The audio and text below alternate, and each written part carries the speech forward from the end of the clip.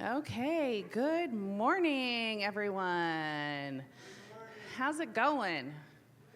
Whew. Well, we have officially survived 2025. So that feels like a little bit of an accomplishment. But it's my pleasure to welcome you here this morning. My name is Julie Samuel Lambert.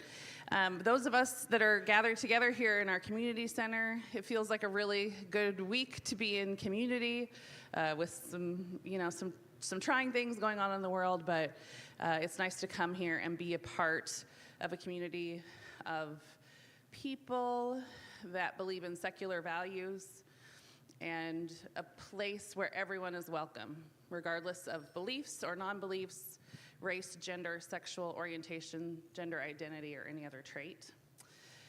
And we feel that the human experience is better when it's shared. And we're so grateful that you've taken time out of your Sunday when you could have been sleeping in, or maybe you got to sleep in a little bit compared to normal. But we're so pleased that you made the effort and have chosen to share it with us this morning. So thank you so much for joining us. And also for those that are joining us online and then maybe sometime in the future, welcome to you as well. So in 2014, when Kansas City Oasis was founded and became a 501c3, we were directed to create a mission statement that supported that. And it is this: to educate members in the values of humanism, to provide social support to the community, to produce educational programs for the general public, and to engage in acts of charitable service. So you'll see many of our announcements or the things that we do tie directly back to the mission that we're trying to accomplish in providing this community. Let's talk a little bit about today's program. So our featured speaker is Don Laskey on the Fort Osage National Historical Landmark. Our musical guest is Martha Sindel, and our community moment from our very own Julie Peck. So without any further ado, I'm going to welcome Martha up to the stage. And we have a brief introduction for her. We glimpse the world once in childhood, and the rest is memory. Martha Sindel's music pieces together and illustrates the complicated aftermath of her Kansas trailer park childhood. And she also writes poetry. And as you can see here, there's places to follow her, and just note that she uses Cash App instead of Venmo if you'd like to leave her a tip. So with that, let's please give a big Oasis welcome to Martha Sindel. Thank you. I like to write a lot about my life just in the Midwest, and I also write a lot about trauma. This first song is called Midwestern Winter, and it's a song I wrote just about going out with my friends.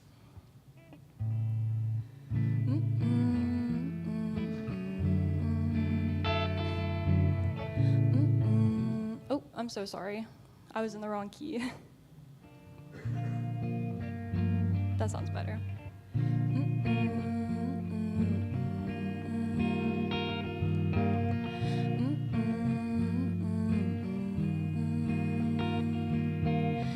It's not that cold for December.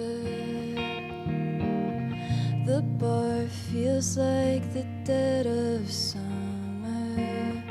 The girls are coming out of the bathroom with dilated pupils.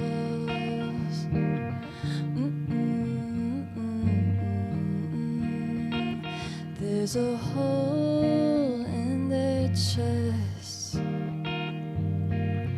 Only a father could fill it, but he won't call on their birthdays, and he won't call on Christmas.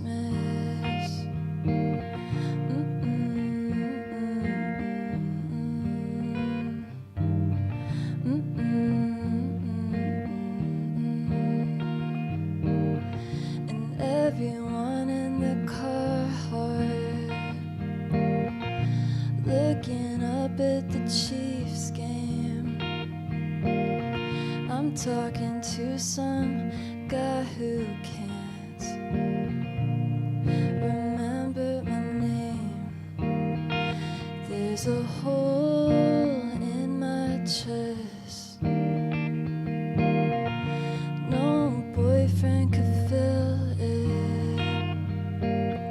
So I walk out into the freezing air alone, just to feel it,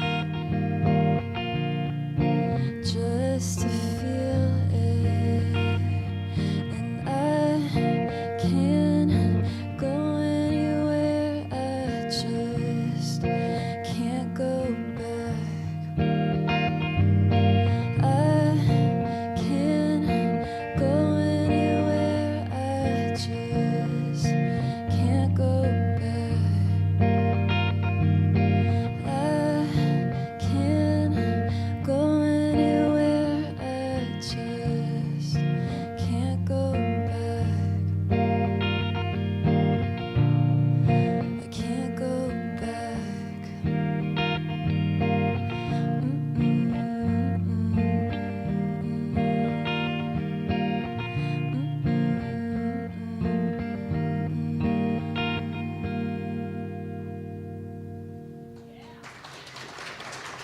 Thank you.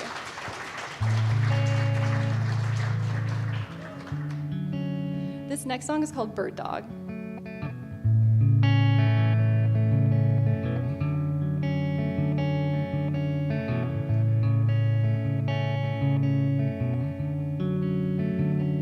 You talked about American football like an art. Garage door open, light spilling out. Hood up on your car. And every time I run away, chasing a flash of color, I come straight back to you. Like a bird dog, like a bird dog.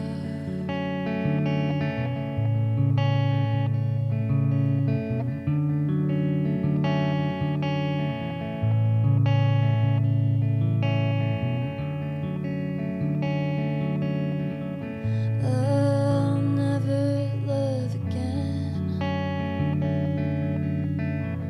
I'll spend my life in the pound, thinking about all the sunny days, all the sunny days. And every time I run away, chasing a flash of color, I come straight back to you. Like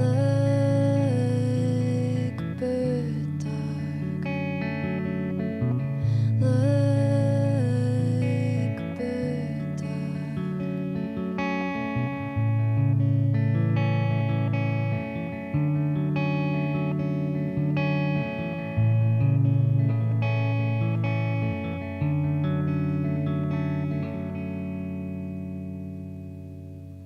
Thank you.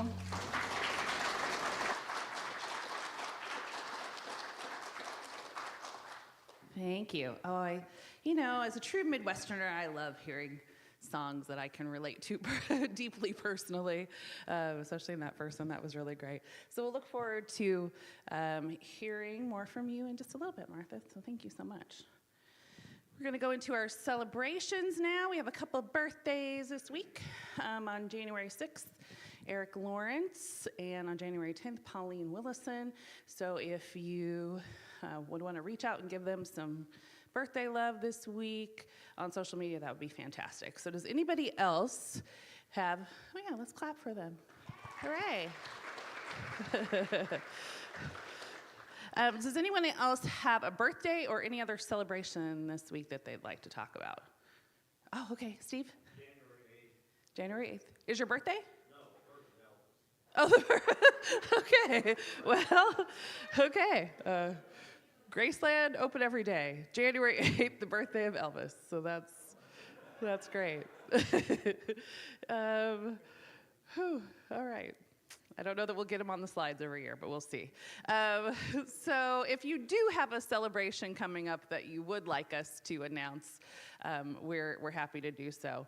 But also, if there's a trying or something challenging that you're up against, we also have our care response team. So anyone with a yellow name tag like this is somebody that you can talk to if you can use some additional support besides just the celebrations. All right. So next up, here is the link to sign up to host a community group. So that is now live. Community groups coming soon. New year, new set of community groups. So if you'd like to be the host, for now we're just looking for hosts. So it's not time to sign up for a community group yet. Meetings will begin the week of March 1st and conclude the week of May 10th. So if you could, when you go to this link, choose the day of the week that works best. And if you want to meet every other week or weekly. And you have just about a month. You have until February 1st to sign up to become a host. And then we'll have the month of February for community members to sign up for which community group they'd like to join. All right, so we have a new set of dance classes. Every Tuesday in January is beginner salsa at 6:30 on Tuesdays. No partner is needed. Come as you are, probably in something a little comfortable to dance in. For more information on these or any upcoming events, it's on the public Facebook event page, the Oasis website, meetup.com, in the newsletter, or anyone with a yellow name tag, again, you can ask those questions of. We'll try to move through these other announcements. As you can see, there's lots of places to find these. Next, on Thursday, January 15th, will be a game night from 7 to 9 here at the Community Center. And February 1st, the Oasis Book Club will be meeting, and the book for the month of January to be discussed February 1st is The Immortal Life of Henrietta Lacks. The book club also is meeting today, so even if you haven't read the book, you could just say hi for the beginning part of it, get to meet our book club hosts if you're interested in that. And, that did a fancy turn, I like that. Another dance class, this is then in February on Tuesday, will be bachata. So that will be every Tuesday again, $15 a person. Again, no partner needed. If you want more information, you see the email address there for the KCSwingsters@gmail.com. We'll provide you more information, but those are always held here at the Community Center. All right, also coming up in February, it has been a minute, but we will be hosting our first, not annual, but our first chili cook-off since 2019. Oh gosh, not annual at all. The last time we had this was when we met at the Uptown, so that's been a minute. So we need not only people to bring their award-winning chili, but we also need a bunch of people to come taste the entries and cast their votes and find out who has the most super bowl of chili. That's Super Bowl Sunday. This gives us something to look forward to since the Chiefs' last game will be today.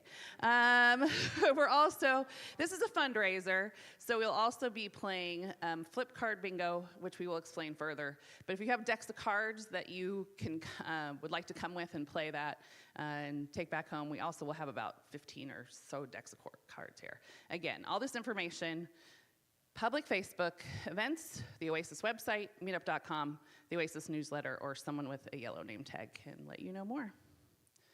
So with that, we're going to move in to our community moment. First of all, you can sign up here for the newsletter that I mentioned. The website is always a great place to keep in touch with everything. If you don't want to sign up for anything or be on social media, you can go to the website and you see there our upcoming events are always posted there. Okay. With that, we will move into our community moment. This is an opportunity for a member of our community to present on a topic of their choice during a Sunday gathering. topics can be related to your profession, your hobby, your travel experience, something you like to volunteer for, really just anything. And for today's community moment, we will hear from Julie Peck, one of our many Julies here. Julie describes herself as curious, compassionate, and an idealist. And if she had a warning label, it would be, I can talk and talk. I think that's a common theme among Julies here, I'm not gonna lie. So with that, let's welcome up Julie Peck.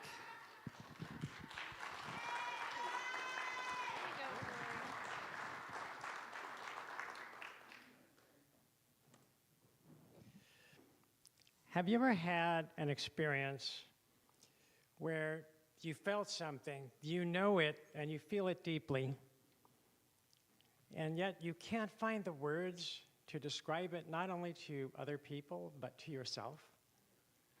You might try. You might say, it's kind of like this, or it reminds me of that, but you can never quite get it. And then you read someone else's words, and they totally nail what you were trying to describe about yourself. I'm going to share with you a quote that was that experience for me. But before I do that, you need some context. I did not always go by the name Julie. In fact, until a few years ago, I lived my entire life as a man. The journey to living as Julie is long and complicated. But the one event I'd like to mention here is January 1st, 2022. That's the day I started living as a woman. A good friend of mine told me not long ago, you have always been Julie. And that is very true and also very perceptive and affirming. Anyway, my little talk today is about how does it feel for me, a transgender person, to transition and start living as my true self. Okay, here's the quote. I compare it to a sense of homesickness for a place you've never been. The moment you stepped onto those supposedly unfamiliar shores, though, you'd have a sense of overwhelming gratitude and solace and joy. Home, you might think. I'm finally home. This is a quote from Jennifer Finney Boylan, who is an author and transgender woman. And I read that the first time 2.5 years ago, and yet even now, after all that time and having read it many times, it still gives me chills. It is so deeply true for me. A quick comment about my name, Julie. I just want to say I am honored to share the same name as the amazing and illustrious other Julies here at Oasis, whom we all know, love, and appreciate. There's the quote. Okay, when I started living as a woman, one of the most significant things I felt was a deep sense of relief. It's like I had been carrying this heavy burden of playing the role of a man, and yet never quite being able to pull it off, no matter how hard I worked at it. That went away. The burden was lifted, it was gone. Something that for decades I had not even consciously realized was there, weighing me down every moment of every day, disappeared. Now there was this profound sense of lightness, of just relaxing, of freedom. And this meant that I could now just be me. I could be genuine. I could connect to people, truly connect, without the role playing and the pretense getting in the way. And that has been truly life-changing. I have a wonderful friend that I worked with off and on for several years, and we used to get together for lunch and talk a lot. And she is smart, compassionate, and insightful, and a great listener. So after many hours of talking with her, she got to know me pretty well. So a couple months after my big change, she and I got together, and after talking for a couple of hours, she said to me, I know this is the right thing for you because I've never seen you so happy. You haven't stopped smiling for 2 hours. And other people have also commented, people that have known me before and after, have said, it's just so obvious that I'm so much happier now. Something I've said to many people when trying to explain the before and after, how it feels, is that it's like I'd never seen the sky before. And that relates to another discussion I had with another friend later on during that first year. I was talking about how sometimes a doubt about transitioning would pop into my head. Like, am I crazy? Like, seriously, what am I doing? And then I told this person, but going back to how I was before would be like going back into a dark prison cell and shutting the door. When I heard these words come out of my mouth, I was kind of shocked. And I remember thinking at the time, wow, I guess this is very deeply felt.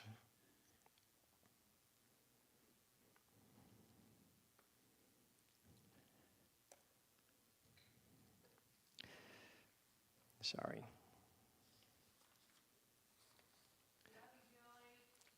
Thank you. Okay, so, sorry, I'm losing my place here.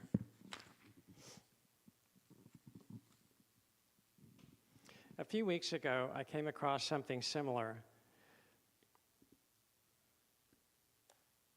that I had written about a year before that. I think it must have been an assignment, part of an assignment from my therapist. So this would have been several months before starting to live as Julie. And in this document, I had written these 3 lines in response to the question, what do I wish I could do? Look, act, feel, and live as a woman. Get free of the cage of trying to be male and masculine in attitudes and actions. Learn to love myself and to feel worthy of love, care, and friendship. I am doing those things. Yay!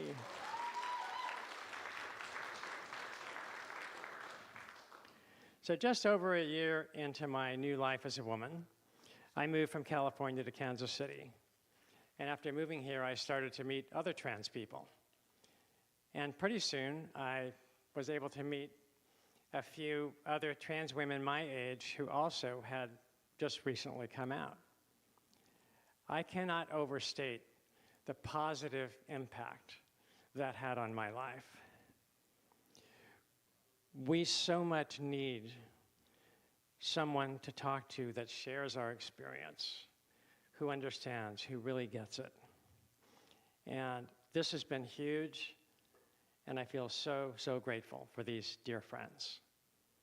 Speaking of gratitude, my friends and family have overall been very accepting and supportive of my transition. And I feel so thankful for that. I am certainly more fortunate than many. Also, I've made a number of new friends since moving here, including my Oasis community, who have been so supportive and have accepted me and treated me as just another friend who happens to be trans. Amazing. And yet, why not?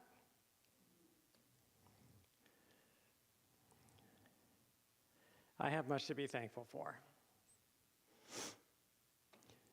So this marvelous fulfillment and happiness that has come into my life as a result of my gender transition is real.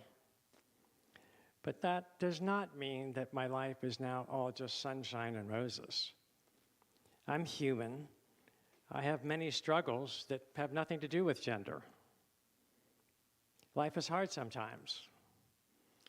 Besides that, for me, and I obviously do not speak for other transgender people, we each have our own journey, but there are aspects of being transgender that are tough for me, that I don't like.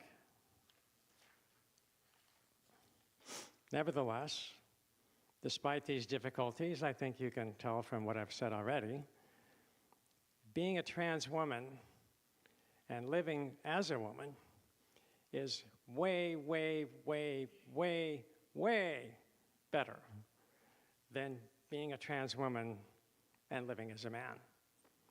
And I can say there's no comparison. And as I've said many times, and I can still keep saying today, I've said many times to many people over the last 4 years, I am happier now than I have ever been in my life. One last thing about how I feel. Thank you. One last thing about how I feel.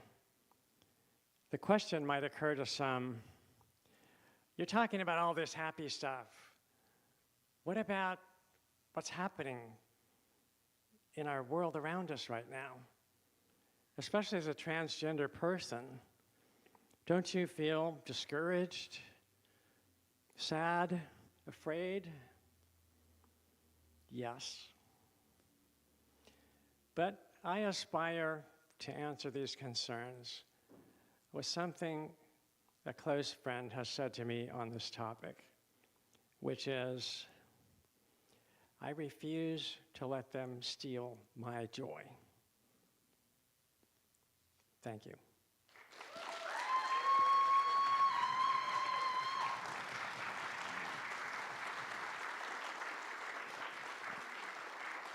There you are.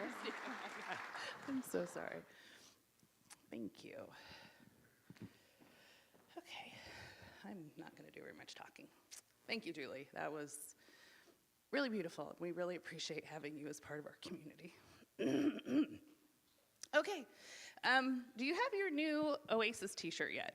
Yeah. This one, up here. If you don't, this is the newest part of our collection, and it's available back in the merch tent. Oh my gosh. I go to a lot of concerts, clearly. It's in the merch tent. So head on back there. Also, there are some handmade winter hats for sale made by our very own Amy that she has generously provided as a fundraiser for Oasis, and they're back there. They're back there as well. So with that, we'll head into our coffee break. Oh, we're waving at Sally. Oh, hey, Sally. Hey. Oh, Sally couldn't come today. Okay, so before we go to coffee break, hi, Sally. Hi, everybody. Oh, okay. All right, that's not on here. All right. I was like, I don't think I remembered reading that. So we are also, and it's been a minute since we've had a long-sleeved version of an Oasis shirt, so we're going to do this shirt also in long sleeve. So if you're interested in that for the colder part of our year, which is pretty much half of the year here in Kansas City, you can pre-sign up for a long-sleeve shirt. So with that, we will now go into our coffee break. We got about 20 minutes to chat with people that you maybe haven't met before.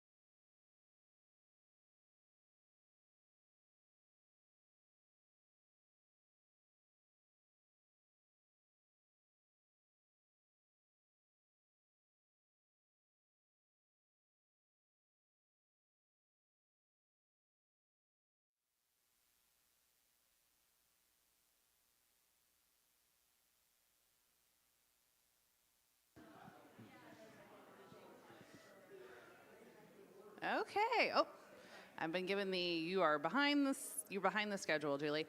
Okay. Welcome back, everyone. I feels like very good energy in here. Everyone getting to chat and meet maybe some new people during the break. I would like to have Martha come back up, and if you don't mind, I think I didn't warn you of this in advance, but I always like to ask our musicians a couple of questions, if you don't mind. So, it sounds like your music comes from your experience, but can you tell us a little bit about what was the first music you heard that sort of inspired you or made you think, oh, that's something I want to do? Oh, wow. I mean, I've always been inspired by, honestly, novels and poetry, and I think a lot of my songs are really just poems, and just, I think, Julie's talk earlier was so inspiring, and I feel a lot of the same ways, like just hearing words, that describe my experience that I've never been able to put into words is kind of my mission with my music. Others hearing my music and being like, wow, like I feel that way, but I've never been able to put it together like that, so. That's cool. And as far as your playing an instrument, how did you sort of get into that? Well, I only started playing guitar just a few years ago, and I really don't know how to play guitar at all. More than me.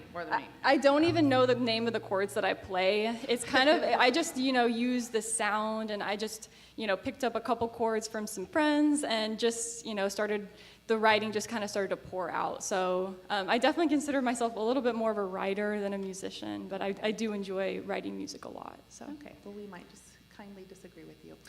With that, let's give our attention to Martha. Welcome her back.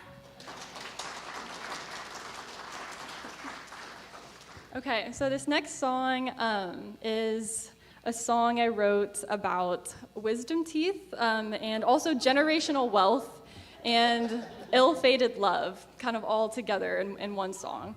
It's called Blood in Your Teeth.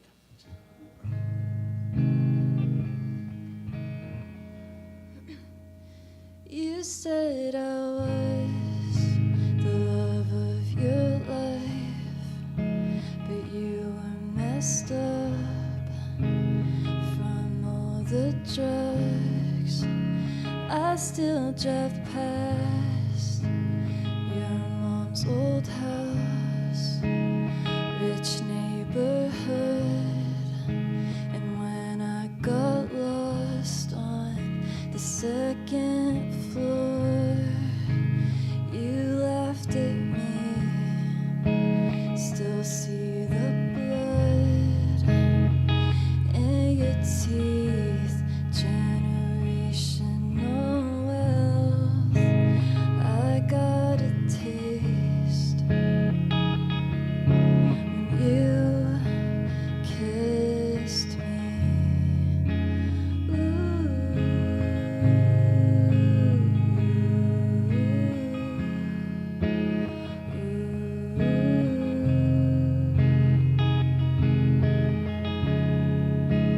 I never got mine taken out.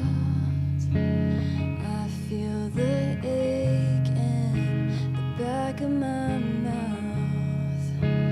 You're in the city, probably talking about how poor people keep themselves down.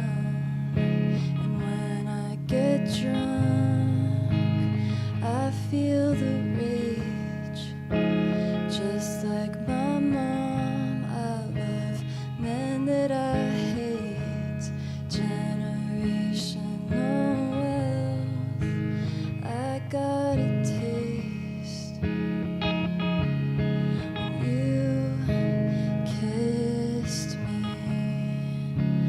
Ooh.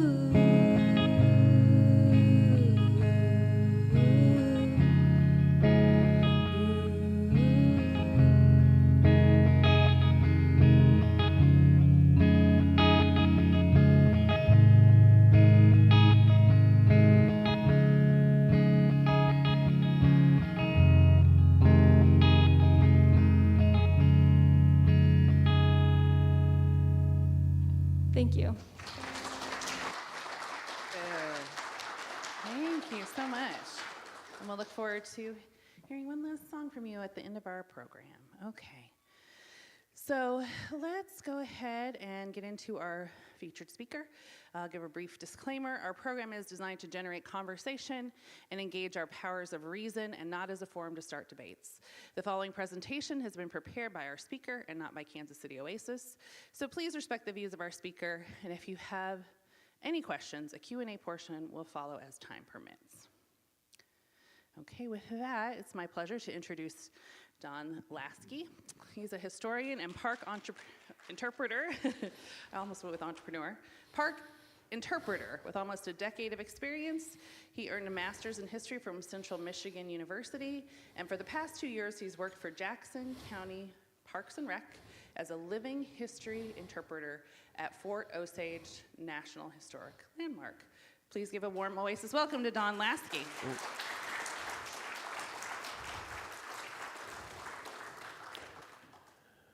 All right. Thank you, everybody. First off, just by show of hands, who knows about Fort Osage? Okay, more than I was expecting. That's good. Although that means that I can't tell you anything I want, so, you know. But at any rate, for those who don't know about Fort Osage, we are in Sibley, Missouri, which is on the east side of Jackson County. We sit on a bluff over the Missouri River. Sorry about that. It was built originally in 1808 as part of a treaty with the Osage Nation to provide both protection to the Osage and then also trade. It was abandoned in 1822. Was rediscovered in the 1940s, rebuilt largely in the 50s, and then is a historic site talking about Indian trade today. So, to start off with, the Fort Osage Treaty. William Clark was the Indian agent in Louisiana Territory, which included Missouri, Arkansas, most of the Mississippi River Basin. Oddly enough, not actually Louisiana, though. That was the Orleans district. But at any rate, he was the Indian agent, and he was based out of Fort Bellefontaine in St. Louis, or at least near St. Louis. And he ran into the problem that being near St. Louis was kind of inconvenient for trading and giving gifts and all the things I need to do as an Indian agent. So he decided to build 2 forts in 1808. One of them was Fort Madison, which is now in can't talk today. So one of the forts was Fort Madison in Iowa, about 300 miles up the Mississippi River. The other one was Fort Osage, which is in now Sibley, Missouri, about 300 miles up the Missouri River. To do this, the Osage were going to have to cede land via treaty. They ended up ceding about 50 million acres of land. You can see in this map, the sort of lavender color is what they ceded. Technically, they ceded about 1.1 billion acres because they ceded all the land north of the Missouri River. And I went on Google Maps and figured out that that's about 1.1 billion acres. Although I don't recommend doing that. Google Earth does not like it when you start dragging stuff near the poles. But this was not a great treaty. In fact, later in life, it was Clark considered it his hardest treaty on the Indians, and that if he was going to be damned in the hereafter, it would be because of this treaty. Basically, what it involved was they give us 50 million acres. We give them a trade post, a fort, a blacksmith, and $1,500 per year. Which, not really a great deal. It could have been worse. The original treaty didn't have the $1,500 a year, but still not a great treaty. Now, the fort's trade post would be part of the factory system.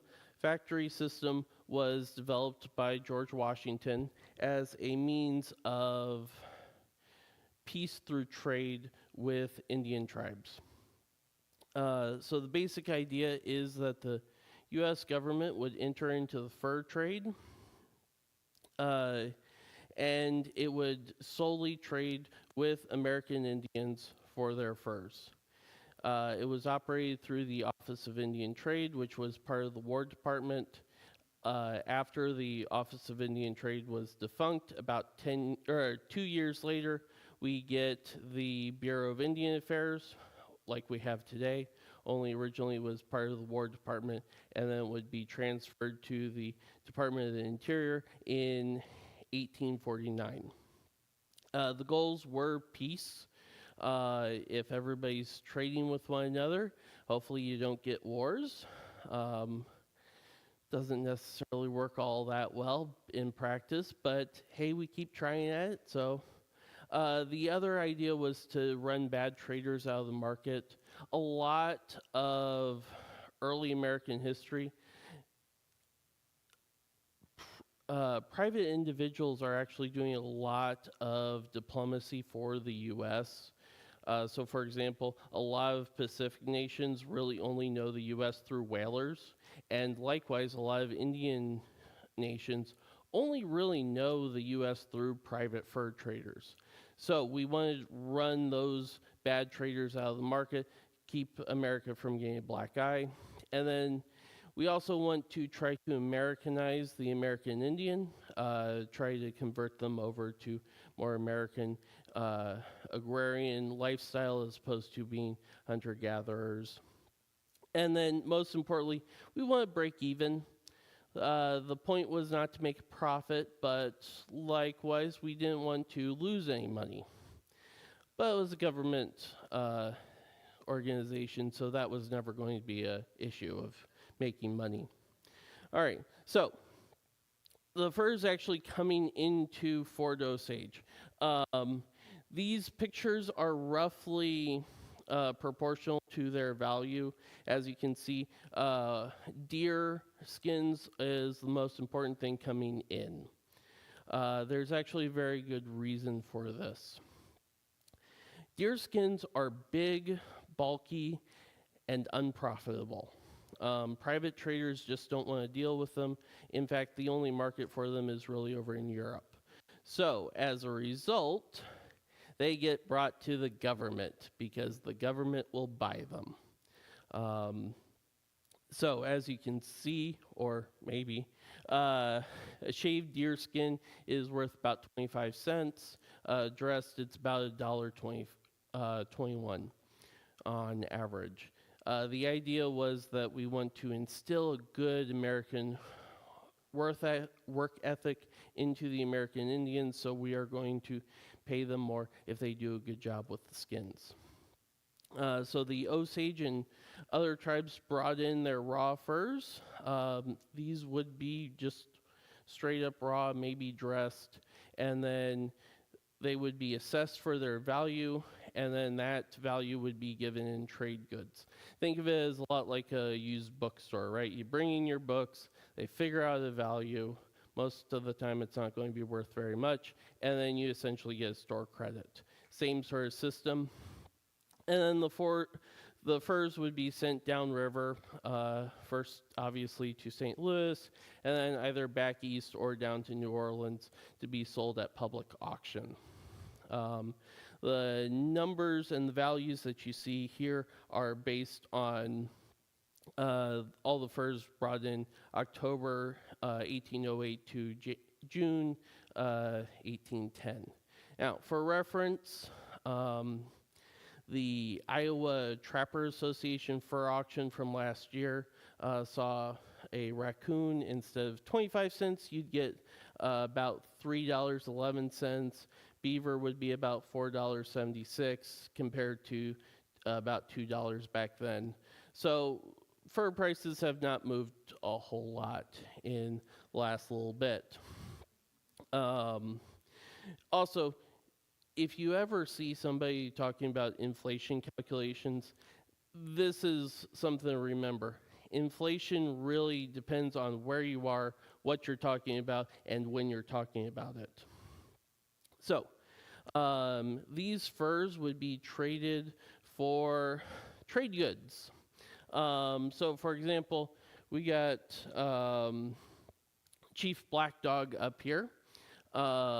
His earrings are going to be trade goods, go for about 28 cents a piece. All the beads that he's wearing are going to be generally glass beads or maybe shell, and those are going to be trade goods. In fact, a lot of people don't realize this. Wampum, like you see in wampum belts, is actually not of Native American origin or manufacture. That's actually being produced by white people in New Jersey. Something you don't necessarily think about, but it's interesting. Right, the red that you see on him is vermilion. That's also going to be a trade good. Silk ribbons, the red garters, the blanket, the tomahawk. Basically everything he is wearing there, except for probably the pipe and maybe the roach, which is the headgear, are trade goods. So, most of the trade items are going to be bought in and around Washington, D.C. It's going to be a mix of imports and domestic made goods. Interestingly, with guns, you have guns coming from England, Belgium, and America. Belgium is at the time where you went to go get cheap knockoff guns. And everybody preferred the English guns, so you'd actually see Belgian and American guns with English proof marks to try and up their value. So, items were sold at cost plus 75%. That 75% went to transportation costs primarily. As I said, we weren't trying to make a profit, but if you think about it, getting something from Washington, D.C., all the way out here in the 1810s, 1820s is going to be quite expensive. Just going from St. Louis to up here, you're talking about having to pull a barge or a flatboat all the way up the Missouri River. So, trade items included tools, mainly agricultural tools or tomahawks or other things like that, fabric, blankets, cookware, beads, jewelry, guns, traps, tobacco, most dry goods you could think of. Some food in the form of wild meat, which was mainly brought in on trade and then traded right back out. And then selling alcohol was prohibited from the factory system. Reason is we knew at the time about the issue of traders getting people drunk, taking advantage, and essentially stealing furs. And the U.S. government wanted no part of that. The whole point of this was having good diplomatic relations. So alcohol was prohibited. Although the factories did keep a store of alcohol for their own use, and that probably got used for toasting deals and that sort of thing, but it was not to be sold. All right, so the fort itself, it was the westernmost American fort at the time. It had two main functions. One, it was to support an American presence in the Louisiana Territory. Here's something fun. Nobody knew what the Louisiana Territory actually was. You see, originally it was a French territory. Then in the 1760s, they gave it to the Spanish. Nobody mentions what the territorial bounds of this territory are, right? And then when Napoleon takes over Spain, Spain gives it back to France. Once again, nobody talks about territorial boundaries. And then, of course, France sells it to the U.S., and once again, nobody talks about the territorial boundaries. So what Jefferson thought he was buying was the western drainage basin of the Mississippi River, which is generally what you see in pictures of the Louisiana Territory today, or Louisiana Purchase.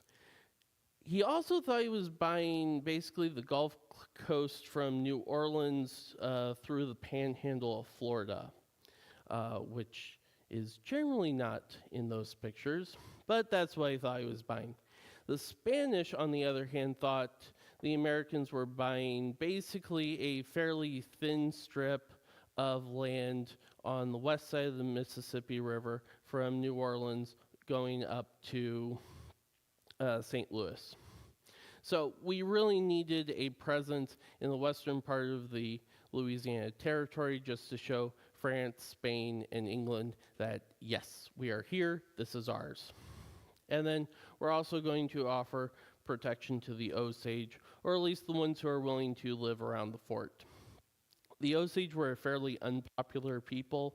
They got into the slave trade and taking over other people's land, and so a lot of other tribes would be more than happy to attack them. So they get a fort for their protection. The fort was built for about 80 soldiers, one company. During the War of 1812, it's abandoned. Nobody's coming to trade because nobody knows what's going on. Other forts have been attacked, like Fort Madison was massacred.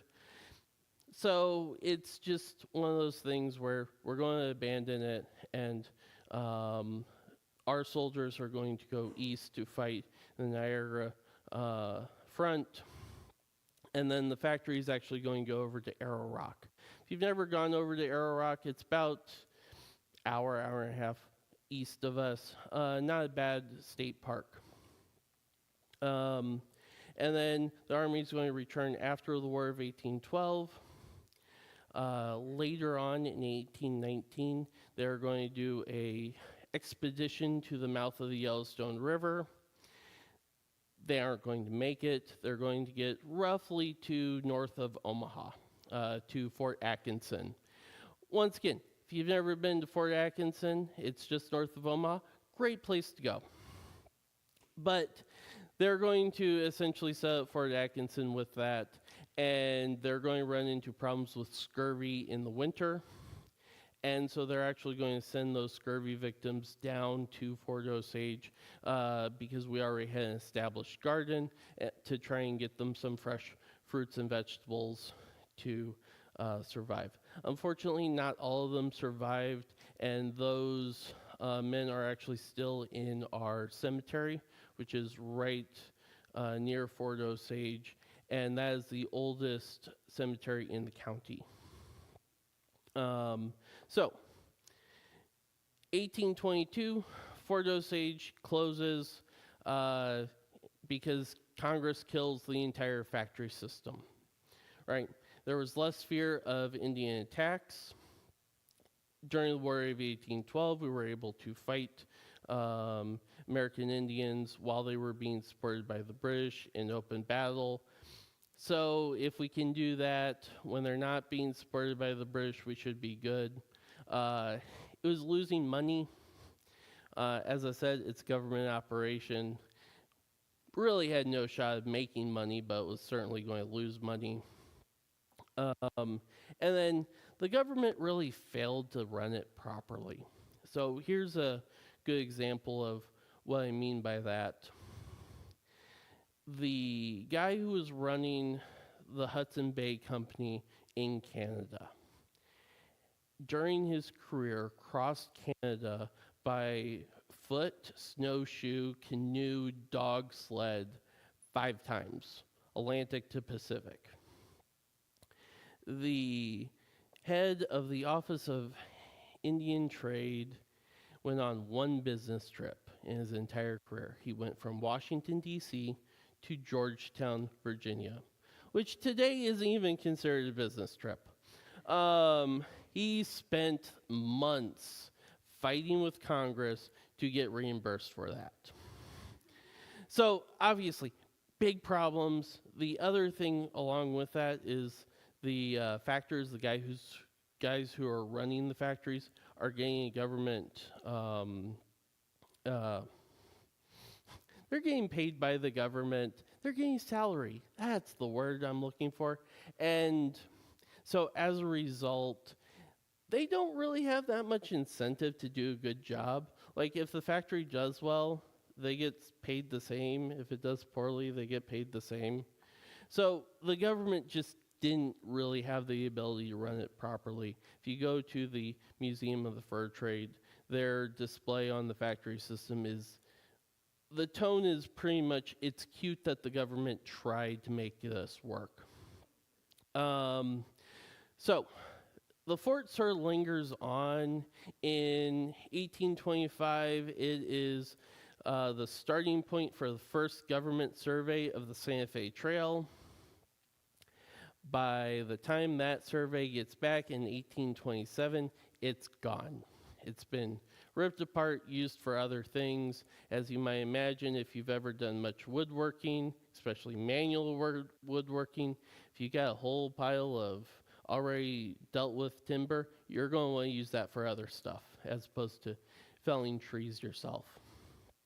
Then in the 1940s, as part of a WPA project, the fort was rediscovered in roughly 1940.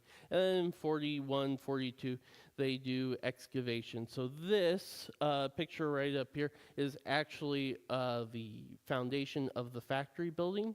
If you go out to the fort today, you can still see that. We rebuilt the building on that original foundation. And that is the only original structure we have left. Following World War II, the fort was rebuilt as a tourist attraction by both Jackson County and then also the Native Sons of Kansas City. So today, Parks Plus Rec runs it as a historic site. We're open year-round except for Monday. Or I should say we are open every day except for Monday. And then in addition to the fort, we have the factory building is reconstructed as well. And then we have an education center with a museum in it, and also everybody's favorite, a gift shop. We also have an heirloom garden. We try to sort of replicate what a garrison garden at the time would be like, because garrison gardens are a relatively important part to frontier army life. That's what keeps you from getting scurvy. And so we try to keep all the plants in there appropriate to the U.S. Roughly before 1840. We go up to 1840 because it is very difficult to do research onto individual variations of seeds if you want to go all the way back to the 1820s. Seed catalogs are not necessarily super specific. It'll be like, yes, you can have yellow potatoes or you can have red potatoes. And it's kind of hard to guess as to where that ends up going. We also have several events and workshops throughout the year. This is our schedule going for the first 6 months. So we got Cross Stitch, Food on the Missouri Frontier, where we'll be talking about, oddly enough, food, as well as what's going on in our garden. Fun on the Bluff is our big sort of festival for the year. And then we'll have School of the Soldier, where you can learn what drill was like and everything.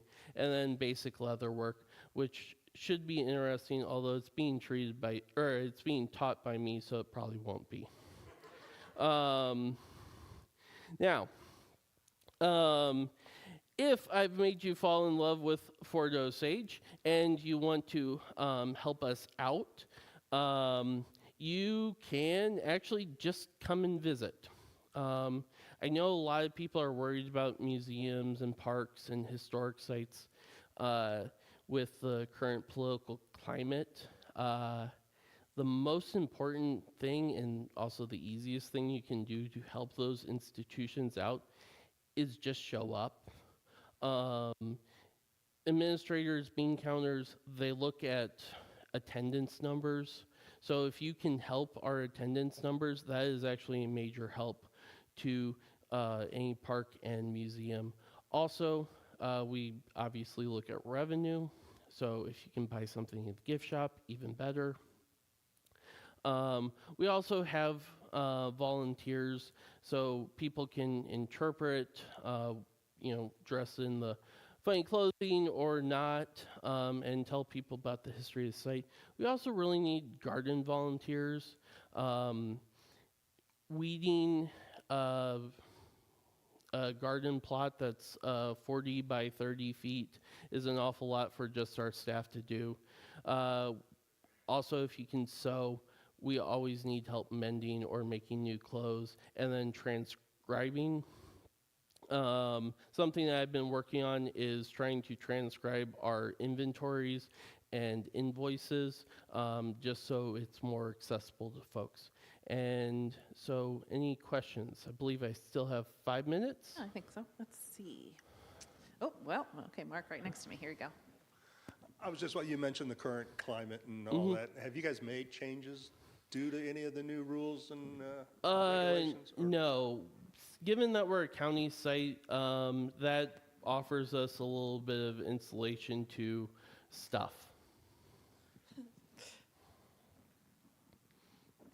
When it was an active fort, how many soldiers lived there? At most about 80. About 80 enlisted men and maybe 3 officers. However, it varied greatly.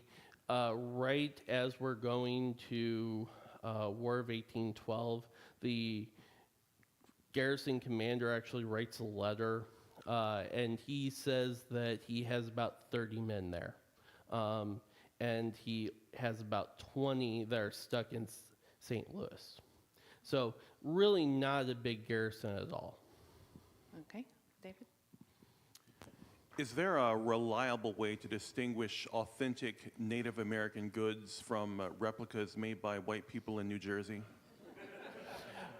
Well, so if it's wampum and it's the little tiny beads, chances are that is made by a white person in New Jersey. The bead is. Now, that said, they would get sold as trade goods, and then those trade goods would get used for native crafts. So wampum belts that you see, they are made by actual American Indians, or at least they should be, but the beads themselves were made largely in New Jersey. I'm from St. Louis and did a lot of voter canvassing, and I'm in North St. Louis in this declining neighborhood, and most of the lots are empty, but it's a few block street called Council Grove, and apparently this marks the place where Clark signed a lot of these treaties. I don't know if you'd heard of that at all. No, unfortunately, I'm from Ohio, and I've only lived here a few years. We got an Ohio fan over here. I have a question about the fur piece of it. Yes. Because the animals that you showed, I mean, we still know that deer and raccoons are thick on the ground, but anymore it doesn't seem to me that those other are we still feeling the impacts of all the trapping and fur for those other, like otters, bears, and maybe beavers to a lesser extent? To an extent, but also not really. So, yeah, otters are actually still around in New Jersey, so are beaver. In fact, one time I went down to the river in front of the fort, saw signs of beaver. Black bear are coming back in southern Missouri, as I have heard. You are seeing some remnants of the trapping, but it's also other things that took place. So like large carnivores like bear, wolves, and such, they show up in our inventories, and then obviously they get both trapped and hunted, and then they also get just eliminated because of livestock. Do you have your hand up? Okay. Yeah, the beads that they got from the east, were these mostly sewn on with sinew at that time? I don't think we had the string back then that we have now. I'm just curious because I have collected some of these things, and I'm pretty sure they use sinew, but I didn't know when string came into play. I am not entirely sure. I know that by this point we do have thread, but I am not entirely sure. Yeah, what ultimately happened to the Osage tribe? Would you repeat that, please? The Fort Osage was, there to help protect the Osage Indians. What ultimately happened to them? So this map I should mention is from the Osage Nation. So this is what they consider to have ceded over the years.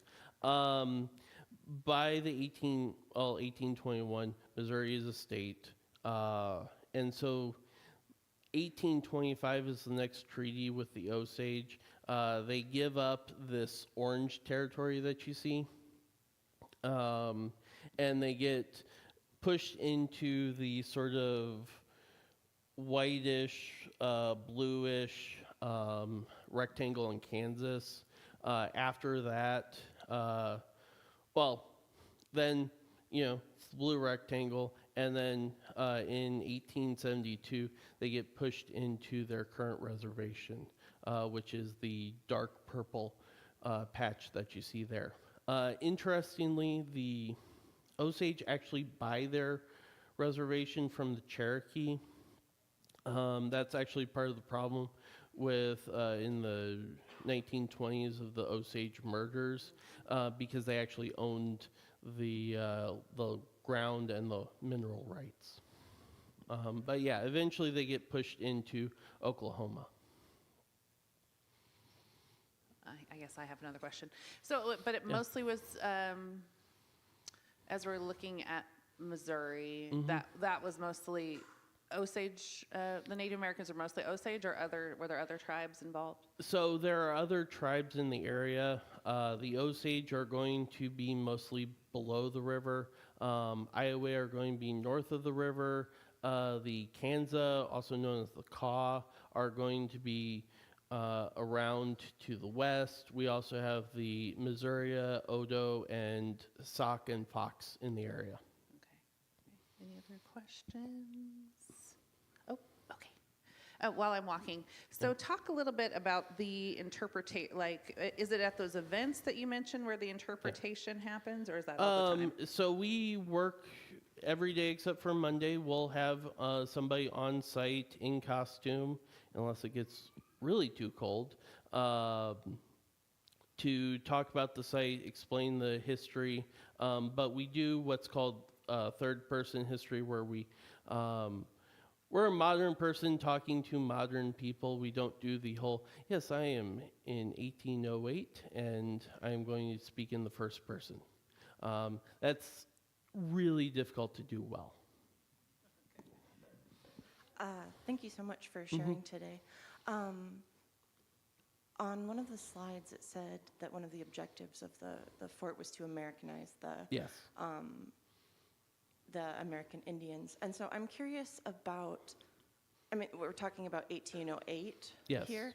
So the United States has only been a country for, 30 years at that point? And so I'm curious about how there was an ethos of America to place onto these indigenous folks, if that makes sense. Or was it like the agrarian versus hunter-gatherer kind of culture difference? Does that make sense? Yeah, in part that's my word for it, because civilized is not necessarily a preferred term, which is what they would have said at the time.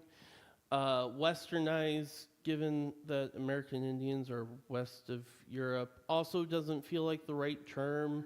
So I go with Americanized, which we are trying to, the U.S. government at the time is trying to get them into a more agricultural way of life. Now, interestingly, the Osage actually are semi-agricultural. They're basically semi-nomadic. So they have permanent sites where they settle, and they have fields and grow crops like corn and beans and squash. And then in the summer and then in the fall, they're going to go on buffalo hunts. And in addition to that, in the winter, they're going to go trapping and such. By the time the U.S. gets out here, the Osage in particular had actually more or less their lifestyle depended on trade with Westerners. First with the French and then the Spanish, which caused the Spanish a lot of problems because really good hunters bring in really good furs, everything. Also will occasionally attack Spanish traders. So they're this really interesting mix of they need Western trade, but also they don't necessarily, but they're very aggressive people at the time. Okay, thank you. All right. Thank you so Thank much. you. Oh, let's go back to we'll go just briefly back to this. So in case you have any further questions, it looks like you can email there. I think we do have a field trip planned for when the weather gets a little bit nicer. I think we're a little weather shy right now, but I think we will work on coming to visit Fort Osage and get those attendance numbers up. And we love a gift shop. Okay, so with that, let's talk a little bit about ways you can get involved here on Sunday. We're always looking for more volunteers to help out with our committees and Sunday gatherings. There are volunteer task cards that I'm not sure if we're going to pass them out. I still see them back there. But in the lobby, there are 2 purple boxes. You see them here. Things we need help with. And then once you complete a task, you can move it to the all done section. And the cleaning supplies you might need are in the white cabinet in the foyer by the lemonade. So it's always very much appreciated if you can help out in this way. Also, we would ask that if you have appreciated the programming you've seen here today or any other Sunday, that we would ask that you consider becoming a recurring donor to Kansas City Oasis by going to kcoasis.org/donate or click on that donate link. We have changed to our main donation platform is now called Zephy. If you ever have any questions regarding that, I'm the person that can take care of those issues for you and are happy to walk you through that if you have any questions. So with that, we'll invite Martha to come back up for her final song. Thank you. All right. Okay, and once again, just a reminder that she does use Cash App, and I think cash tips also appreciated. So with that, let's give our attention to Martha. Thank you so much for having me, and thank you everyone for listening to my songs. Yeah, this is my final song, and it's a song I wrote about, just life can be quite dark at times for all of us, but my belief is that it's still, worth living and still a beautiful life. So.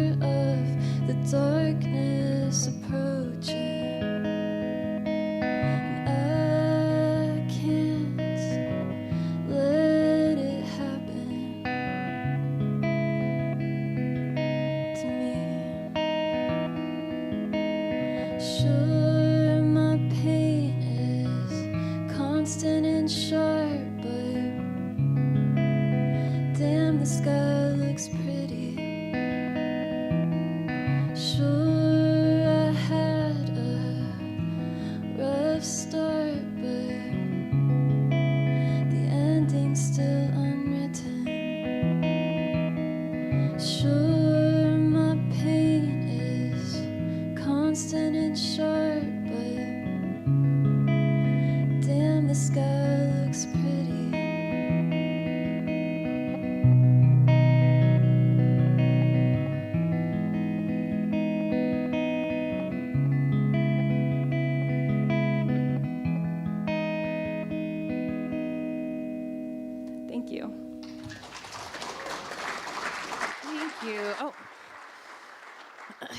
And before you go, really quickly, Martha. Hey, sorry.